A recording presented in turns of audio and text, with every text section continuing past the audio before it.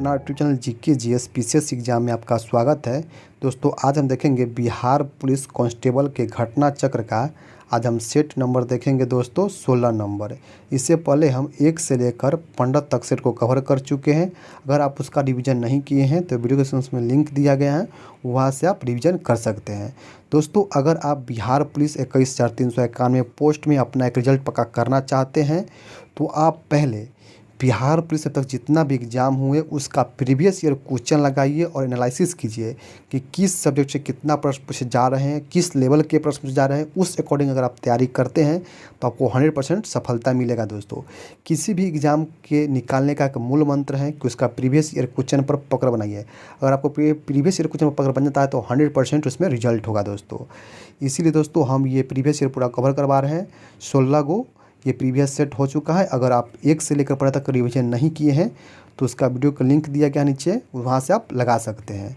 दोस्तों चैनल पर पहली बार आए हैं सब्सक्राइब कर लीजिए, बेल आइकन को प्रेस कर लीजिए ताकि हम जब भी कोई वीडियो डालें सबसे पहले आपके पास पहुँच सके। दोस्तों अगर आप बिहार पुलिस 21,391 पोस्ट के तैयारी कर रहे हैं तो उसके लिए हम एक स्पेशल व्हाट्सअप ग्रुप बनाए हैं जिसका नाम है बिहार पुलिस 21,391 पोस्ट। ठीक है, व्हाट्सएप ग्रुप का लिंक वीडियो के डिस्क्रिप्शन में दिया गया है, वहाँ से आप ज्वाइन हो जाइए। वहाँ पर इम्पोर्टेंट फैक्ट जो भी होगा हम उस ग्रुप में शेयर करते रहते हैं, तो वहाँ ज्वाइन हो जाइए दोस्तों। ठीक है, अगर आप इसका पीडीएफ चाहते हैं तो टेलीग्राम का लिंक भी दिया गया है वीडियो के डिस्क्रिप्शन में, वहाँ ज्वाइन होइए, वहाँ पर आपको पीडीएफ मिल जाएगा। दोस्तों हमारे यूट्यूब चैनल पर आपको कौटिल्या सर, प्रदीप सर के द्वारा जो बिहार पुलिस का प्रेस्टीज टेस्ट निकाला गया है वो डेली चला जाता है। तो अगर टेस्ट लगाना चाहते हैं तो उसका टेस्ट हमारे चैनल पर पहले 9 बजे उस ग्रुप में जाइए, व्हाट्सएप ग्रुप में जुड़ जाइए। वहाँ पर 9 बजे उसका पीडीएफ हम भेज देते हैं, आप टेस्ट को लगा लीजिएगा। ठीक 11 बजे हमारे यूट्यूब चैनल पर उसका डिस्कशन होता है, वहाँ से आप आंसर मिला के कमेंट बताइएगा कि आप कितना सही कर पाते हैं, आपको सेट में कितना नंबर आता है वो हमको बता सकते हैं दोस्तों। ठीक है, तो अगर चाहते हैं टेस्ट लगाने के लिए तो व्हाट्सएप ग्रुप में जुड़ जाइए दोस्तों। ठीक है, चैनल पर पहली बार आए सब्सक्राइब कर लीजिए, बेल आइकन को प्रेस कर लीजिए और लाइक जरूर कीजिएगा दोस्तों। लाइक से हमको मोटिवेट मिलता है, इसलिए लाइक जरूर कीजिएगा। तो चलिए हम शुरू करते हैं आज के बिहार पुलिस कांस्टेबल हल प्रश्न पत्र 22/10/2017 के सेकेंड पाली में पूछे गए प्रश्न को हम डिस्कस करेंगे। तो वीडियो में आप शुरू से लेकर लास्ट तक बने रहे दोस्तों। चैनल पर पहली बार आए हैं सब्सक्राइब करिए, बेल आइकन को प्रेस करिए ताकि हम जब भी कोई वीडियो डालें सबसे पहले आपके पास पहुंच सके। ठीक है दोस्तों, तो चलिए हम शुरू करते हैं। आज के पहला प्रश्न देखते हैं दोस्तों क्या है। तो पहला प्रश्न है दोस्तों, पहला प्रश्न है सेनापति निम्न में से किस प्रकार का शब्द है। तो इसका सही उत्तर दोस्तों ऑप्शन नंबर बीजिएगा यौगिक। यौगिक है तो ऑप्शन नंबर बी इसका सही उत्तर हो जाएगा। देख लेते क्या है। क्या दोस्तों, ऐसे शब्द जो 2 शब्दों के मेल से बनते हैं और जिनके खंड सार्थक होते हैं यौगिक कहलाते हैं। 2 या 2 से अधिक रूढ़ शब्दों के योग से यौगिक शब्द बनते हैं, जैसे दूध वाला, घुड़सवार, सेनापति इत्यादि। यहाँ प्रत्येक शब्द के 2 खंड हैं और दोनों खंड सार्थक हैं। अगला प्रश्न देखते हैं, प्रश्न नंबर 2 नंबर क्या है। उषा पंखा किस प्रकार की संख्या है। उषा पंखा किस प्रकार की संख्या है। तो इसका सही उत्तर ऑप्शन नंबर ए हो जाएगा व्यक्तिवाचक। तो ऑप्शन नंबर ए इसका सही उत्तर हो जाएगा। क्या है दोस्तों, उषा पंखा शब्द में व्यक्तिवाचक संज्ञा है। जिस शब्द से किसी एक व्यक्ति या वस्तु का बोध हो उसे व्यक्तिवाचक संज्ञा कहते हैं, जैसे राम, गंगा, काशी, उषा, रामचरितमानस, मई, पश्चिम इत्यादि। प्रश्न नंबर 3 देखते हैं क्या है दोस्तों। प्रश्न नंबर 3 है निरोग शब्द में उपसर्ग है। निरोग शब्द में उपसर्ग है तो इसका सही उत्तर ऑप्शन नंबर दीजिएगा नी। नी तो ऑप्शन नंबर डी इसका सही उत्तर हो जाएगा। देख लेते क्या है। निरोग शब्द में नी उपसर्ग है। नी उपसर्ग से बने अन्य शब्द हैं निकृष्ट, निपात, निवास, निवारण, निषेध, निदान आदि। निरोग शब्द अशुद्ध हैं जबकि शुद्ध शब्द निरोग होगा। अगला प्रश्न देखते हैं, प्रश्न नंबर 4 नंबर क्या है। तीव्र का विलोम शब्द है। तीव्र का विलोम शब्द है तो यह है मंद। ऑप्शन नंबर ए इसका सही हो जाएगा मंद। देख लेते क्या है। तीव्र का विलोम शब्द मंद होता है। तीव्र के पर्यायवाची शब्द हैं तेज, ध्रुत, क्षिप्र आदि। विराग का विलोम शब्द राग होता है। शीत का विलोम शब्द उष्ण होता है। अगला प्रश्न देखते हैं, प्रश्न नंबर 5 नंबर क्या है। अमृत का पर्यायवाची शब्द नहीं है। अमृत का पर्यायवाची शब्द नहीं है तो कौन नहीं है? तो ऑप्शन नंबर डी जो है मीठा। मीठा जो अमृत का पर्यायवाची शब्द नहीं है, तो ऑप्शन नंबर डी इसका सही उत्तर हो जाएगा। देख लेते हैं क्या है। अमृत का पर्यायवाची शब्द मीठा नहीं है। अमृत के प्रत्येक शब्द में सोम, सुधा, पीयूष, अमीय, जीवनोदक, अमी, सुरभोग इत्यादि अमृत का विलोम शब्द विष होता है। अगला प्रश्न देखते हैं। प्रश्न नंबर 6 देखते हैं दोस्तों क्या है। 6 नंबर प्रश्न है, निम्नलिखित विकल्पों में से शुद्ध शब्द का चुनाव कीजिए। तो इसका सही उत्तर ऑप्शन नंबर डी दर्पण। ऑप्शन नंबर डी इसका सही उत्तर जो शुद्ध शब्द है। क्या है दोस्तों? दर्पण शुद्ध शब्द है। शेष विकल्पों में वर्तनी अशुद्ध हैं। शुद्ध वर्तनी के अन्य शब्द दरिद्र, दुष्कर्म, परिशिष्ट, परितोषित, परलौकिक, योगगान, मस्तिष्क, भड़वी, मानवीकरण, शिरोमणि इत्यादि आदि हैं। अगला प्रश्न देखते हैं। प्रश्न नंबर 7 नंबर क्या है।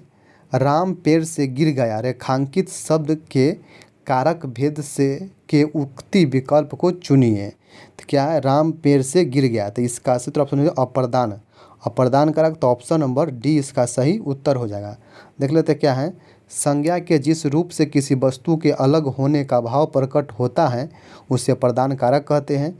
जिस शब्द में अप्रदान की विभक्ति लगती है उसे किसी दूसरे शब्द के पृथक होने का बोध होता है। जैसे राम पेड़ से गिर गया, इसमें राम पेड़ से अलगाव हो रहा है, अतः पेड़ में अप्रदान कारक है। अगला प्रश्न नंबर 8 नंबर देखते हैं क्या है।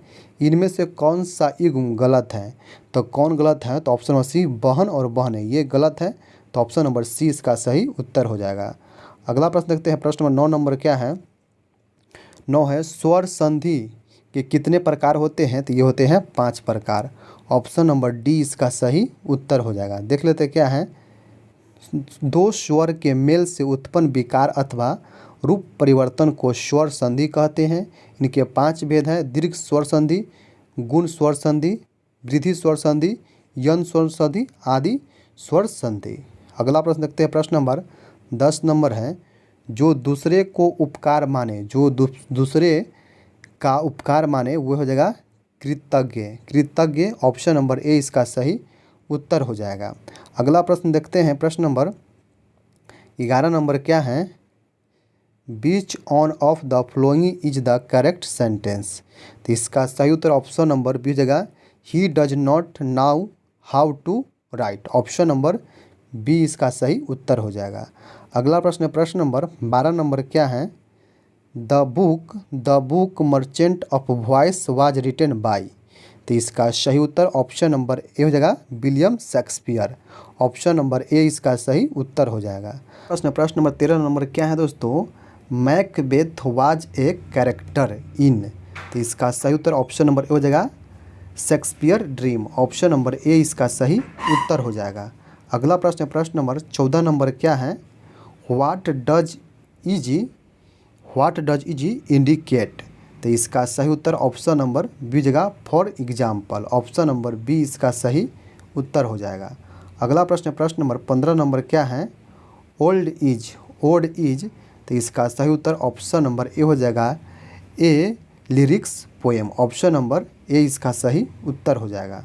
अगला प्रश्न देखते हैं। 16 नंबर क्या है। 16 नंबर प्रश्न है, the antonym are the word of. तो जगह opposite meaning. Option number B इसका सही उत्तर हो जाएगा। प्रश्न नंबर 18 नंबर देखा दोस्तों। 18 नंबर प्रश्न है, the objective from of the flute is. तो इसका सही उत्तर ऑप्शन नंबर ए हो जाएगा, फ्लूटी। ऑप्शन नंबर ए इसका सही उत्तर हो जाएगा। प्रश्न नंबर 18 देखते हैं क्या है। 18 नंबर प्रश्न है, which one is not correct. Which one is not correct. तो इसका सही उत्तर ऑप्शन हो जाएगा, फोटोज। तो ऑप्शन नंबर डी इसका सही उत्तर हो जाएगा। अगला प्रश्न नंबर 20 देखते हैं दोस्तों क्या है। 20 नंबर प्रश्न है, the phrase in the nutshell means. तो इसका सही उत्तर ऑप्शन नंबर सी होगा, in short. Option number C इसका सही उत्तर हो जाएगा। अगला प्रश्न नंबर 21 नंबर है, राज्यसभा में चुनाव के लिए अपेक्षित न्यूनतम आयु है? तो इसका सही उत्तर ऑप्शन नंबर बी 30 वर्ष। ऑप्शन नंबर बी इसका सही उत्तर हो जाएगा। देख लेते क्या है। राज्यसभा का चुनाव लड़ने के लिए किसी उम्मीदवार की न्यूनतम आयु 30 वर्ष निर्धारित है। गंतव्य है कि भारतीय संविधान के अनुच्छेद 80 के अनुसार राज्यसभा के गठन का प्रावधान है। राज्यसभा के सदस्यों का अधिकतम संख्या 250 हो सकती है, लेकिन वर्तमान में राज्यसभा के कुल सदस्यों की संख्या 245 है। अगला प्रश्न नंबर 22 नंबर है। ऋग्वेद काल में ग्राम प्रमुख को कहा जाता था? तो ये कहते हैं ग्रामणी। ऑप्शन नंबर सी इसका सही उत्तर हो जाएगा। देख लेते क्या है। ऋग्वैदिक काल में ग्राम प्रमुख को ग्रामणी कहा जाता था। उल्लेखनीय है कि वैदिक काल को कालक्रम के दृष्टि से ऋग्वैदिक काल और उत्तर वैदिक काल विभाजित किया गया है। अर्थात ऋग्वैदिक काल का अवधि 1500 ईसा पूर्व से 1000 ईसा पूर्व तक थी। इस समय प्रशासन की सबसे छोटी इकाई ग्राम थी, जिसके मुखिया या प्रमुख ग्रामणी कहलाता था। अगला प्रश्न नंबर 23 नंबर होगा दोस्तों। लोदी राजवंश के अंतिम शासक कौन था? तो इसका सही उत्तर option number D Ibrahim Lodi. Option number D इसका सही उत्तर हो जाएगा। देख लेते क्या है। लोदी वंश की स्थापना बहलोल लोदी के द्वारा की गई, जबकि इस वंश के अंतिम शासक इब्राहिम लोदी था। उल्लेखनीय है कि पानीपत के प्रथम युद्ध 1526 ईस्वी में बाबर द्वारा इब्राहिम लोदी की युद्ध क्षेत्र में मृत्यु हो गई। परिणाम स्वरूप लोदी वंश का भारत में अंत हो गया और भारत में मुगलों का सत्ता स्थापित हो गई। अगला प्रश्न नंबर 24 नंबर है। नीति आयोग के अध्यक्ष कौन होता है? तो इसका सही उत्तर ऑप्शन नंबर भारत के प्रधानमंत्री। तो ऑप्शन नंबर प्रधानमंत्री होता है नीति आयोग के अध्यक्ष। देख लेते हैं।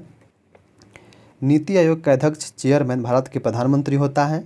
उल्लेखनीय है कि नीति आयोग का गठन योजना आयोग के स्थान पर 1 जनवरी 2015 को एक गैर संवैधानिक सलाहकारी संस्था के रूप में किया गया।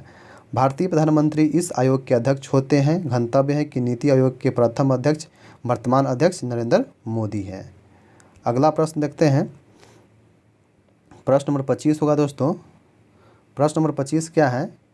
जहांगीर का मकबरा कहाँ पर है? तो जहांगीर का मकबरा है लाहौर में। तो ऑप्शन नंबर सी इसका सही उत्तर हो जाएगा। देख लीजिए। देखते दोस्तों क्या है। जहांगीर के मकबरा लाहौर के शहदारा नामक स्थान पर है। उल्लेखनीय है कि मुगल बादशाह अकबर की मृत्यु के 1605 ईस्वी में जहांगीर मुगल बादशाह बना। गंतव्य है कि मुगल बादशाहों में बाबर, जहांगीर, बहादुर शाह जफर आदि ऐसे मुगल बादशाह हैं जिनका मकबरा भारत से बाहर स्थित है। अर्थात बाबर का मकबरा काबुल में है, अफगानिस्तान में है। जहांगीर का मकबरा लाहौर में है और पाकिस्तान में बहादुर शाह जफर का मकबरा रंगून म्यांमार में है। अगला प्रश्न देखते हैं। प्रश्न नंबर 26 नंबर है। भारत में कौन सा परमाणु शक्ति स्टेशन पूरी तरह से देशज रूप से बनाया गया है? तो ये बनाया गया है कल्पक्कम। ऑप्शन नंबर ए इसका सही उत्तर हो जाएगा। भारत में स्थापित कल्पक्कम परमाणु शक्ति स्टेशन पूरी तरह से देशज रूप से बनाया गया है। यह परमाणु संयंत्र तमिलनाडु राज्य में स्थित है। प्रश्न नंबर 27 देखते हैं क्या है।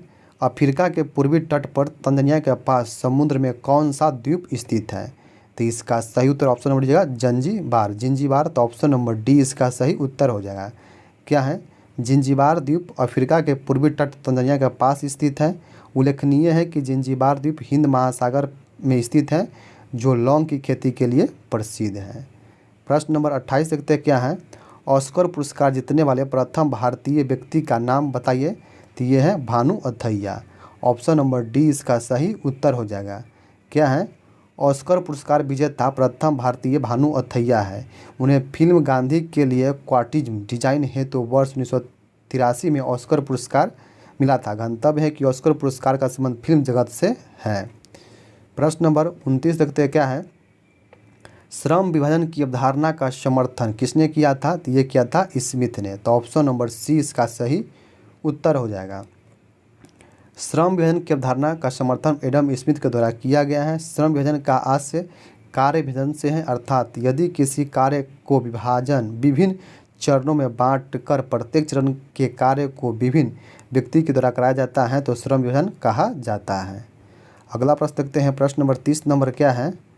निम्न में से कौन सा मांग का प्रत्यक्ष निर्धारक नहीं है? तो इसका सही उत्तर ऑप्शन नंबर बचत नहीं है। तो ऑप्शन नंबर ए इसका सही उत्तर हो जाएगा। क्या है, दिए गए विकल्प में बचत मांग का प्रत्यक्ष निर्धारक नहीं है। उल्लेखनीय है कि अर्थव्यवस्था में किसी वस्तु के मांग का प्रत्यक्ष निर्धारक उसकी उपलब्धता, उस वस्तु में लोगों की अभिरुचि, उसके मूल्य आदि के आधार पर किया जाता है। प्रश्न नंबर 31 देखते हैं क्या है, अमृतसर की प्रसिद्ध स्वर्ण मंदिर किसने बनवाया था? तो ये बनवाया था गुरु अर्जुन देव। तो ऑप्शन नंबर 20 का सही उत्तर हो जाएगा।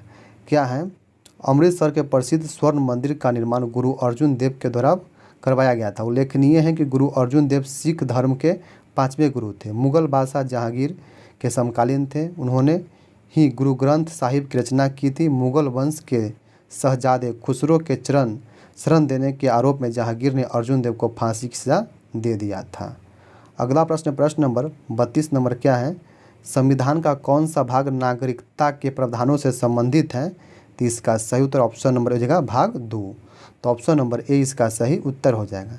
देख लेते हैं क्या है, भारतीय संविधान के भाग 2 में अनुच्छेद 5 से 11 तक नागरिकता का संबंध प्रावधान है। गंतव्य है कि भारतीय संविधान में नागरिकता संबंधी प्रावधान को ब्रिटेन के संविधान से लिया गया है तथा यहाँ संविधान द्वारा भारतीय नागरिकों के लिए एकल नागरिकता का प्रावधान किया गया है। अगला प्रश्न, प्रश्न नंबर 33 नंबर है, लोकतंत्रीय विकेंद्रीकरण का आशय है। तो इसका सही उत्तर ऑप्शन नंबर जाएगा स्थानीय सरकार का। तो ऑप्शन नंबर डी इसका सही उत्तर हो जाएगा। क्या है, लोकतंत्रीय विकेंद्रीकरण का आस स्थानीय सरकार से है। लोकतंत्रीय विकेंद्रीकरण का तात्पर्य शासन सत्ता को जनता में विभाजित करना है। इसी उद्देश्य से भारतीय संविधान के भाग 9 के क के तहत ग्राम प्रशासन, नगर प्रशासन के प्रावधान को शामिल किया गया है। उल्लेखनीय है कि भारत में स्थानीय शासन का जनक लॉर्ड रिपन को माना जाता है। अगला प्रश्न, प्रश्न नंबर 34 नंबर है, निम्न में से कौन सा हड़प्पा व्यापार केंद्र है? तो इसका सही उत्तर ऑप्शन नंबर बी जाएगा लोथल। तो ऑप्शन नंबर बी इसका सही उत्तर हो जाएगा। ठीक है, देख लेते इसका क्या है, हड़प्पा सभ्यता में लोथल नामक पुरास्थल व्यापार का केंद्र था। उल्लेखनीय है कि लोथल गुजरात में भोगवा नदी के तट पर स्थित है, जहां से गोदीबारा के साक्ष्य मिला है। इसकी खुदाई का कार्य एस.आर. राव ने करवाया था। अगला प्रश्न, प्रश्न 35 देखते हैं दोस्तों क्या है, राज्य के नीति दिशक सिद्धांतों में से कौन सा गांधीवादी दर्शन पर आधारित है?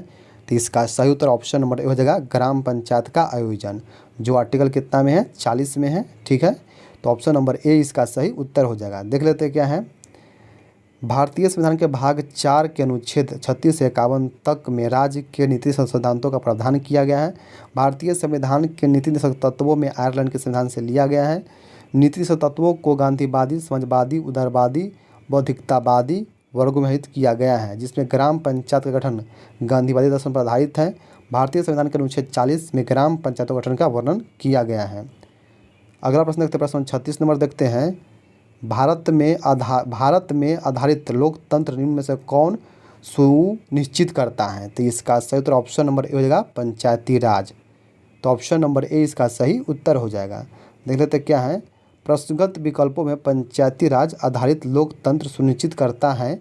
आधारित लोकतंत्र से अभिप्राय राजनीतिक प्रक्रिया में सामान्य लोगों की भागीदारी बनाने से है, जिससे कि लोकतंत्र की मूल अवधारणा लोगों के लिए लोगों द्वारा लोगों पर प्रशासन व विकेंद्रीकरण को साकार किया जा सके। अगला प्रश्न, प्रश्न नंबर 37 नंबर क्या है, जब्ती प्रणाली के अंतर्गत वास्तविक उत्पादन का कितना अंश राज्य की मांग के रूप में निर्धारित किया गया है? तो ये किया गया है 1/3। ऑप्शन नंबर बी इसका सही उत्तर हो जाएगा। क्या है, जब्ती प्रणाली मुगल काल में प्रचलित भू राजस्व की पद्धति थी, जो मूलतः अकबर के शासनकाल में प्रचलित थी। इस प्रणाली के तहत वास्तविक उत्पादन की 1/3 भाग राज्य की मांग के रूप में किसानों को वसूला किया जाता था। प्रश्न नंबर 38 देखते हैं क्या है, वांडीवास के युद्ध 1760 में हुआ था। तो ये होता ब्रिटिश ने फ्रेंच को हराया था। तो ऑप्शन नंबर सी इसका सही उत्तर हो जाएगा। 1760 में वांडीवास का युद्ध ब्रिटिश ने फ्रेंच को हराया था। यह युद्ध फ्रांसीसी सेनापति काउंट लाली ने किया था।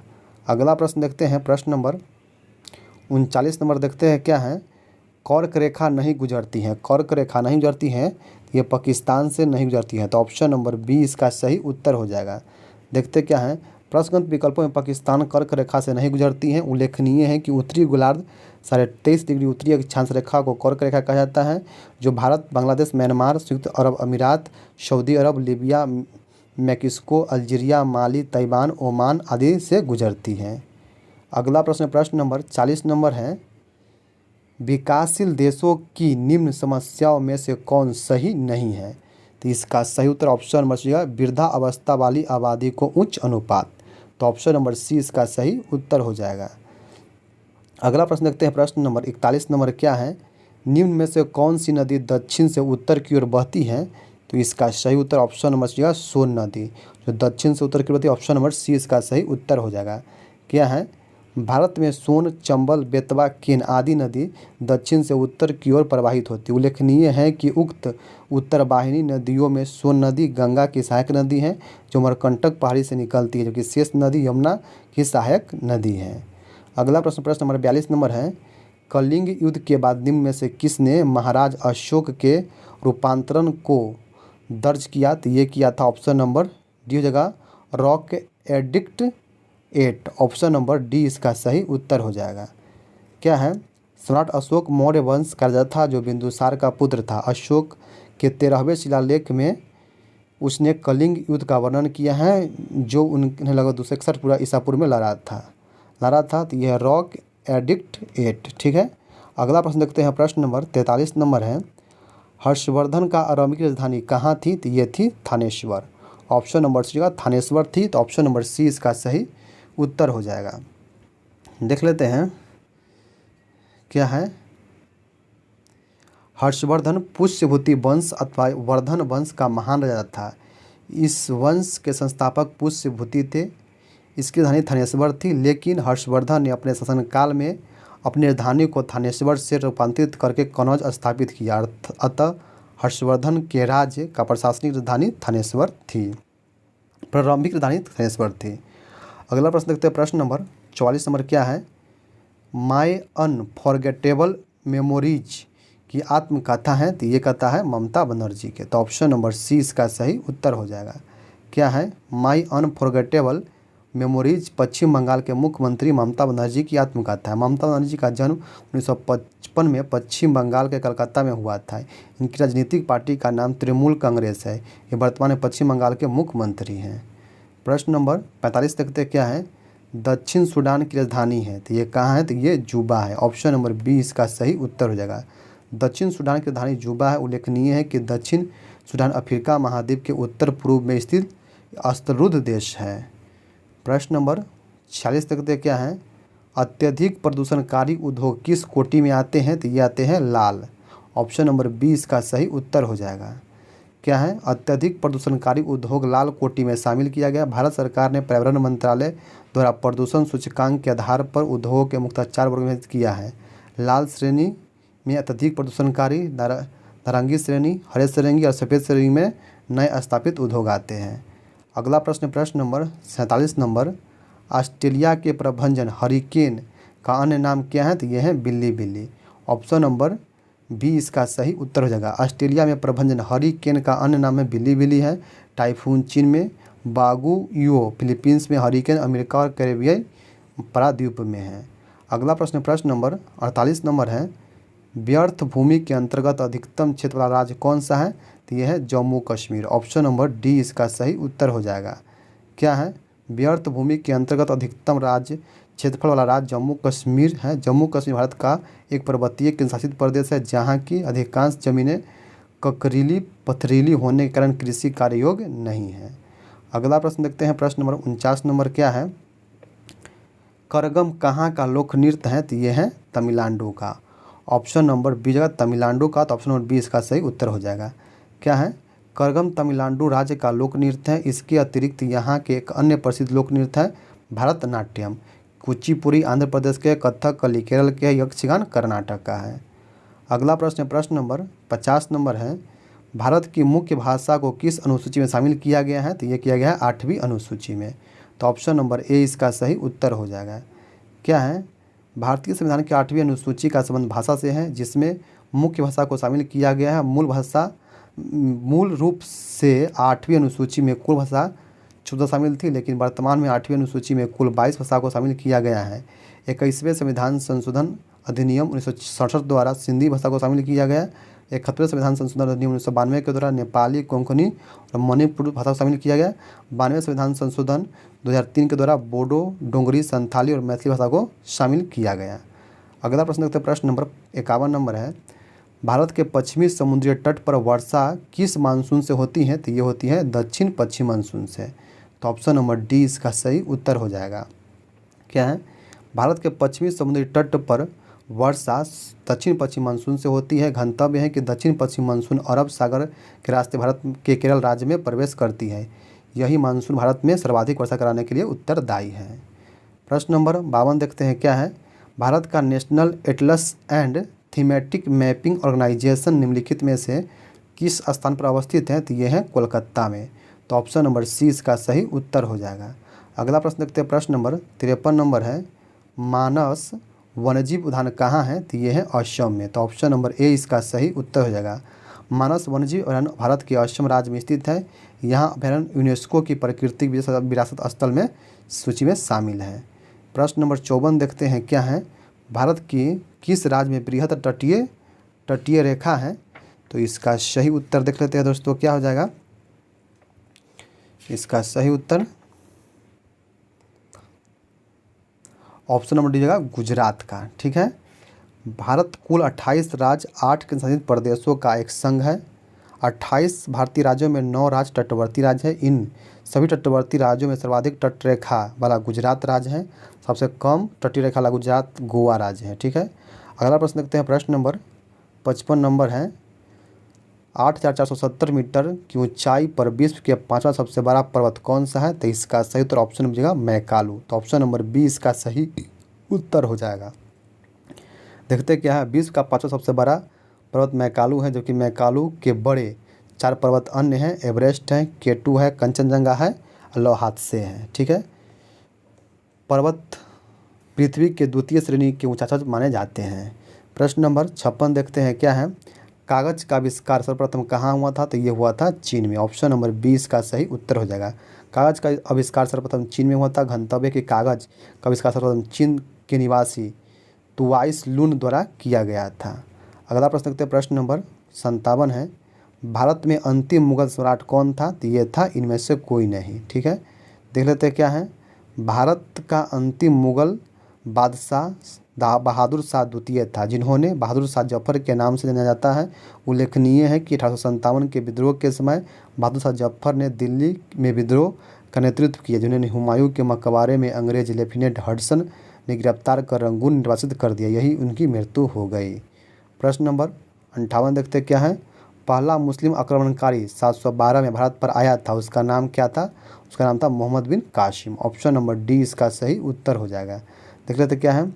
भारत पर सर्वप्रथम अरब मुस्लिम आक्रमणकारी के आक्रमण किया गया। उल्लेखनीय है कि 711 से 12 में अरब आक्रमणकारी के रूप में मोहम्मद बिन कासिम भारत के सिंध प्रांत पर आक्रमण किया था।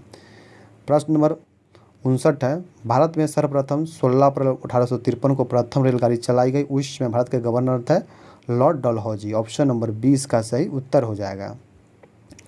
देखते क्या है? भारत में प्रथम railway line British governor general Lord Dalhousie के समय बिछाई गई। डलहौजी शासन में ही भारत में 16 अप्रैल 1853 को प्रथम रेलगाड़ी संचालन बम्बई से थाने के मध्य किया गया। गंतव्य है कि डलहौजी ने ही भारत में हड़प नीति को भी संचालित किया था। प्रश्न नंबर 60 देखते हैं, क्या है? पंडित जवाहरलाल नेहरू की निम्नलिखित कृतियों में से किस पर दूरदर्शन सीरियल बन चुका है? तो इसका सही उत्तर ऑप्शन नंबर देगा भारत एक खोज। ऑप्शन नंबर ए इसका सही उत्तर हो जाएगा। क्या है? भारत की खोज डिस्कवरी ऑफ इंडिया नामक पुस्तक के लेखक पंडित जवाहरलाल नेहरू थे। नेहरू की इस पुस्तक पर दूरदर्शन सीरियल बन चुका है। इस दूरदर्शन धारावाहिक का मूल प्रसारण वर्ष 1988 में किया गया, जिसके निर्देशक श्यामा बेनेगल थे। अगला प्रश्न देखते हैं, प्रश्न नंबर 61 नंबर क्या है? निम्नलिखित में से किसके जलने से कार्बन डाइऑक्साइड गैस निकलती है? तो इसका सही उत्तर ऑप्शन नंबर सी है हीरा। ऑप्शन नंबर सी इसका सही उत्तर हो जाएगा। क्या दिए गए विकल्पों में हीरा के जलने पर कार्बन डाइऑक्साइड गैस निकलती है? उल्लेखनीय है कि हीरा कार्बन का एक अपरूप है जो सबसे कठोर प्राकृतिक तत्व होता है। इसमें चमक का कारण पूर्णांतरिक परिवर्तन होता है। प्रश्न नंबर 62 देखते हैं, क्या है? परावैंगनिक किरण को अवशोषित किया जाता है, तो ये किया जाता है ओजोन परत के द्वारा। तो ऑप्शन नंबर डी इसका सही उत्तर हो जाएगा। क्या है? सूर्य से निकलने वाली पराबैंगनी किरण को ओजोन परत के द्वारा अब आवेशित किया जाता है। गंतव्य है कि ओजोन परत पृथ्वी के वायुमंडल में समताप मंडल में स्थित होता है। सूर्य के पराबैंगनी किरण से त्वचा कैंसर होता है। प्रश्न नंबर 3 देखते हैं क्या है। पीतल किसकी मिश्र धातु है, तो ये है कॉपर और जिंक का। तो ऑप्शन नंबर 20 का सही उत्तर हो जाएगा। पीतल तांबा और जस्ता की मिश्र धातु होता है। पीतल का उपयोग बर्तन, घंटी, मूर्ति इत्यादि बनाने में किया जाता है। प्रश्न नंबर 64 देखते हैं क्या है। बादल के गर्जन से पहले बिजली की चमक दिखाई पड़ती है, इसका कारण क्या है। प्रकाश का वेग अधिकतम होता है। ऑप्शन नंबर ए इसका सही उत्तर हो जाएगा। देखते हैं क्या है। बादल के गर्जन से पहले बिजली की चमक दिखाई देने का मुख्य कारण है कि प्रकाश का वेग ध्वनि के वेग से अधिक होता है। उल्लेखनीय है कि प्रकाश का वेग निर्वात में 3 × 10⁸ मीटर पर सेकेंड होता है, जबकि ध्वनि का वेग 332 मीटर प्रति सेकेंड होता है। प्रश्न नंबर 65 देखते क्या। नीचे दिए गए 4 माध्यमों में से उस माध्यम के पता जिससे होकर ध्वनि तीव्रतम गति से यात्रा करती है, तो ये हो जाएगा ऑप्शन नंबर बी ईंट से। तो ऑप्शन नंबर 20 का सही उत्तर हो जाएगा। क्या है। किसी भी माध्यम में ध्वनि की चाल माध्यम के घनत्व और प्रत्यास्थता पर निर्भर करती है, अर्थात अधिक घनत्व वाले माध्यम में ध्वनि की चाल अधिक होगी। दिए गए विकल्पों में ईंट में ध्वनि का चाल अधिक होगा। प्रश्न नंबर 66 देखते हैं क्या है। कौन सा तत्व सरसों में तेल की मात्रा बढ़ाने में अत्यधिक उपयोगी है, तो ये है सल्फर। ऑप्शन नंबर 20 का सही हो जाएगा। सल्फर पौधे के लिए आवश्यक दीर्घ पोषक तत्व है। यह सरसों के उत्पादन एवं उसमें तेल की मात्रा बढ़ाने में अत्यधिक उपयोगी है। प्रश्न नंबर 67 देखते हैं क्या है। माँ के दूध शिशु के लिए लाभदायक होता है क्योंकि इसमें एंटीबॉडी होते हैं। ऑप्शन नंबर 20 का सही उत्तर हो जाएगा। क्या है। माँ का दूध शिशु के लिए लाभ आवश्यक है क्योंकि उसमें विभिन्न प्रकार के विटामिन, एंटीबॉडी के साथ साथ प्रोटीन, वसा आदि पोषक तत्व विद्यमान होते हैं। गंतव्य है कि पीयूष ग्रंथि से निकलने वाला प्रोलैक्टिन हार्मोन दूध स्रावित करने के लिए जिम्मेदार होता है। प्रश्न नंबर 68 देखते हैं क्या है। निम्नलिखित में से किसकी मात्रा बढ़ जाने पर हृदय रोग होने की खतरा होती है, तो होता है कोलेस्ट्रॉल। ऑप्शन नंबर सी इसका सही उत्तर हो जाएगा।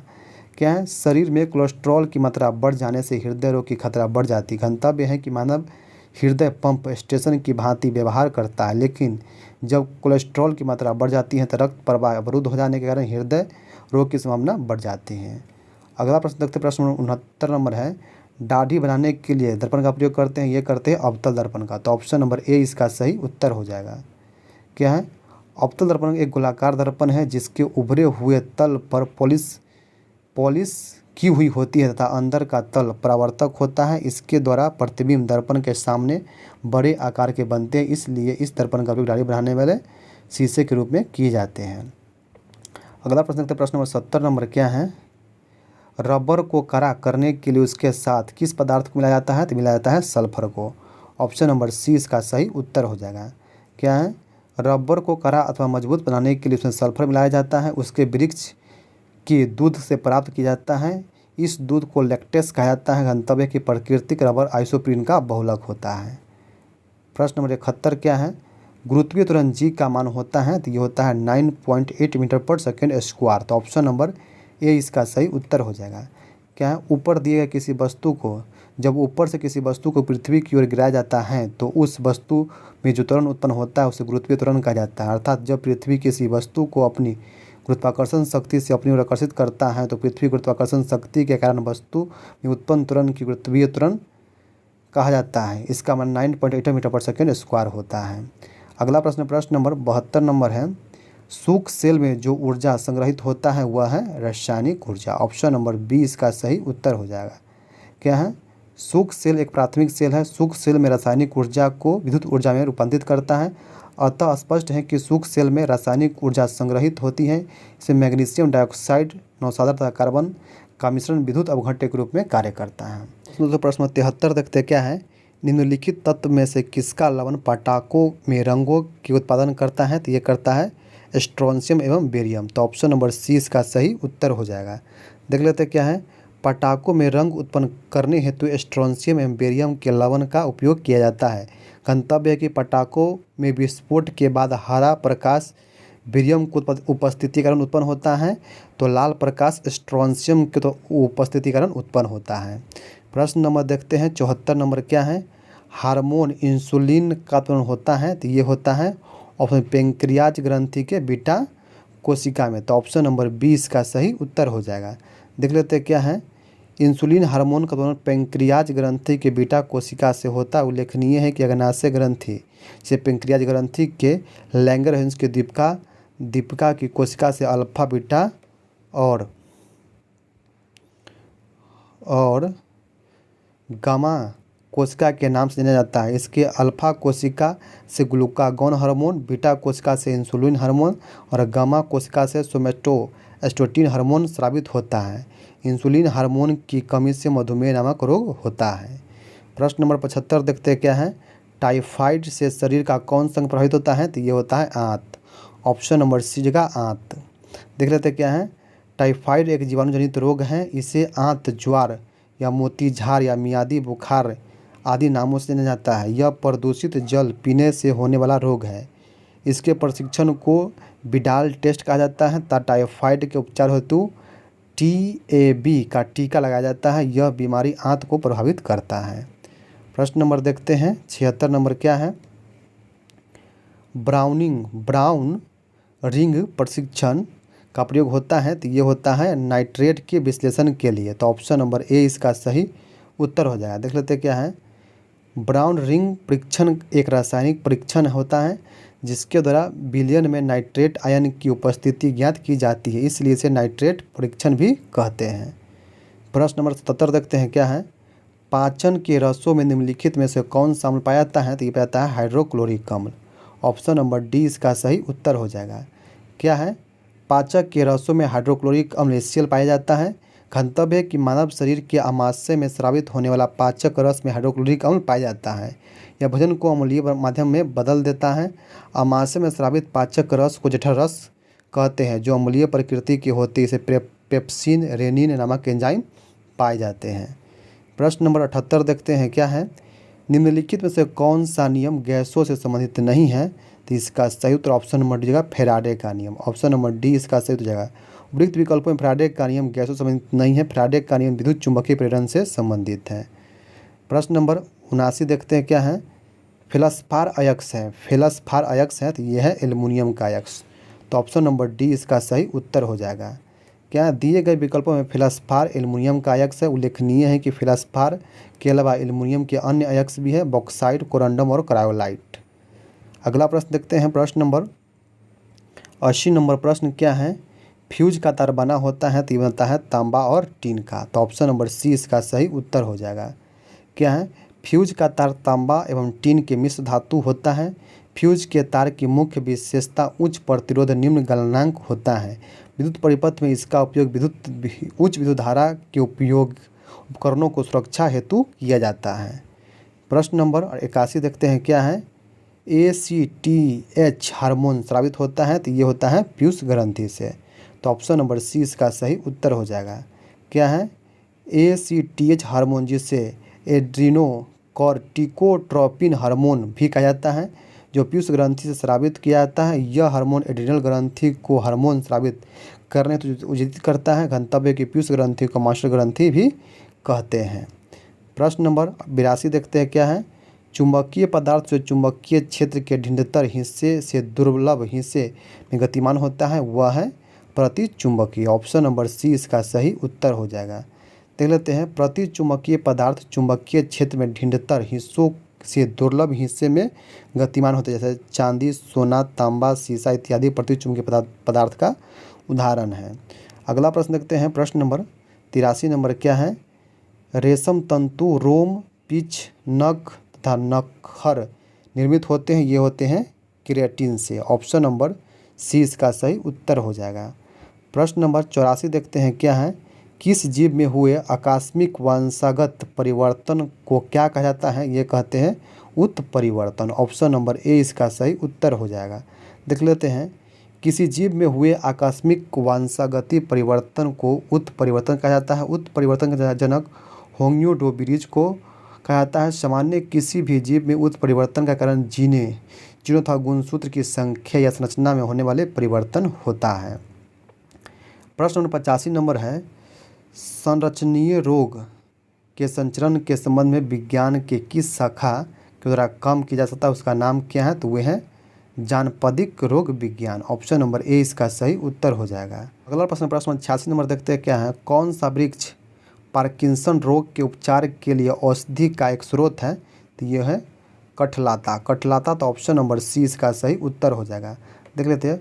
पार्किंसन रोग नामक रोग के उपचार हेतु औषधि का निर्माण कठलाता नामक वृक्ष से किया जाता है। उल्लेखनीय है कि पार्किंसन तंत्रिका तंत्र से संबंधित एक रोग है जिसे कंपावत रोग भी कहते हैं। प्रश्न नंबर देखते हैं 87 नंबर क्या है। 87 नंबर प्रश्न है साबुनीकरण एक प्रक्रिया है जिसके द्वारा साबुन बनाया जाता है। ऑप्शन नंबर ए इसका सही उत्तर हो जाएगा। देख लेते हैं। साबुनीकरण वह प्रक्रिया है जिसके द्वारा साबुन बनाया जाता है। गंतव्य है कि साबुन अपमार्जक डिटर्जेंट से भिन्न जैसे साबुन का उपयोग कठोर जल के साथ कपड़ों की सफाई हेतु उपयुक्त नहीं होता है, जबकि कठोर जल में कपड़े की सफाई हेतु अपमार्जक उपयुक्त होता है। अगला प्रश्न देखते हैं। प्रश्न नंबर 88 नंबर है अभिकर्मक अभिक्रिया ऊर्जा निर्भर नहीं करता है। ये ऑप्शन नंबर उस पथ पर जिससे अंतिम उत्पाद प्राप्त किया जाता है। तो ऑप्शन नंबर 20 का सही उत्तर हो जाएगा। देख लेते क्या है। अभिक्रिया ऊष्मा अभिक्रिया के ताप अभिकारकों और उत्पादों की भौतिक स्थिति तथा दाब आयतन पर तो निर्भर करती है, लेकिन उस पथ पर निर्भर नहीं करती है जिससे अंतिम उत्पाद प्राप्त किया जाता है। प्रश्न में देखते हैं 89 नंबर क्या है। पेयजल में एंट अमीबा हिस्टोलिका का होना एक संकेत है। तो ये है बैक्टीरियाई प्रादुर्भाव का। तो ऑप्शन नंबर ए इसका सही उत्तर हो जाएगा। क्या है। पेयजल में एंट अमीबा हिस्टोलिका का होना बैक्टीरियाई प्रादुर्भाव के संकेत है। यह एक परजीवी है जो मनुष्य के शरीर में दूषित जल के माध्यम से प्रवेश करके पेचिश नामक रोग का कारण बनता है। अगला प्रश्न प्रश्न नंबर 90 नंबर देखते हैं क्या है। पीड़कनाशी के रूप में डीडीटी का प्रयोग की हानि है। तो यह है ऑप्शन नंबर बी प्रकृति में सरलता से निम्नीकरण नहीं होता है। ऑप्शन नंबर बी इसका सही उत्तर हो जाएगा। क्या है। पीड़कनाशी के रूप में डीडीटी का प्रयोग सर्वप्रमुख हानि यही है कि यह प्राकृतिक सरलता में नम्नीकरण नहीं होता है। गंतव्य है कि डीडीटी का पूरा नाम ट्राइक्लोरोडाइफिनाइल ट्राइक्लोरोइथेन है। अगला प्रश्न है दोस्तों ये मैथ के प्रश्न है। आप लोग स्क्रीनशॉट कर लीजिए, बना लीजिएगा। इसका सही उत्तर ऑप्शन नंबर 0 हो जाएगा। ठीक है। अगला प्रश्न देखते हैं। प्रश्न नंबर 92 नंबर है। इसको भी आप स्क्रीनशॉट कर लीजिए, बना लीजिएगा। इसका सही उत्तर ऑप्शन नंबर ए हो जाएगा 2। अगला प्रश्न है। प्रश्न नंबर देखते हैं 93 नंबर प्रश्न क्या है। 93 नंबर प्रश्न है। आप लोग इसको स्क्रीनशॉट कर लीजिए, बना लीजिएगा। इसका सही उत्तर ऑप्शन नंबर हो जाएगा √5 सेंटीमीटर। अगला प्रश्न देखते हैं। प्रश्न नंबर 94 नंबर है और इसका सही उत्तर ऑप्शन नंबर हो जाएगा 0। अगला प्रश्न देखते हैं। प्रश्न नंबर 95 है। इसका सही उत्तर ऑप्शन नंबर सी हो जाएगा 20। अगला प्रश्न देखते हैं। प्रश्न नंबर 96 नंबर है और इसका सही उत्तर ऑप्शन नंबर सी हो जाएगा 5। और अगला प्रश्न है। प्रश्न नंबर 97 नंबर है और इसका सही उत्तर ऑप्शन नंबर सी हो जाएगा 154। अगला प्रश्न देखते हैं। 98 नंबर क्या है। 98 नंबर प्रश्न है और इसका सही उत्तर ऑप्शन नंबर हो जाएगा 160%। और अगला प्रश्न है। प्रश्न नंबर 99 नंबर है और इसका सही उत्तर ऑप्शन नंबर दीजिएगा 570। और आज का लास्ट प्रश्न है और इसका सही उत्तर ऑप्शन नंबर हो जाएगा 33। तो दोस्तों ये थे बिहार पुलिस में पूछे गए प्रश्न जो 100 प्रश्न हैं। आप लोगों को ये वीडियो कैसा लगा जरूर कमेंट बताइएगा दोस्तों। अगर आप बिहार पुलिस से 21,391 पोस्ट में तैयारी करना चाहते हैं तो हमारे बिहार पुलिस व्हाट्सएप ग्रुप से जुड़ जाइए, जिसका लिंक हम वीडियो डिस्क्रिप्शन में दिया गया है। वहाँ से आप हमारे व्हाट्सएप ग्रुप में जुड़ सकते हैं दोस्तों। ठीक है। तो चलिए दोस्तों हम फिर मिलते हैं किसी अन्य। जय हिंद जय भारत दोस्तों।